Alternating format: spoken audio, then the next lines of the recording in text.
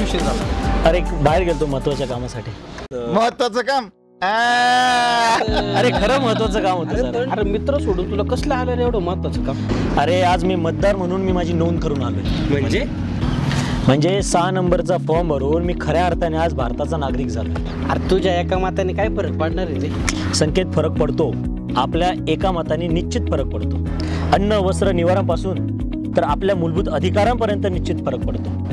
आपलं एक मत देशाचं भवितव्य ठरवतं आणि मतदानावेळी आपली अनुपस्थिती देशाचं भविष्य धोक्यात घालते. म्हणून मतदान करा. खरंय, मतदानाचा दिवस ना काही ना हॉलिडेज वाटतो. आणि मतदानाच्या दिवशी सुट्टी घेतल्यानं देशाचा विकास सुद्धा सुट्टीवर जातोय. काही लोक एक वेळच्या जेवणासाठी आपलं मत विकतात आणि आपलं मत विकणे म्हणजे देशाचं भविष्य विकणे.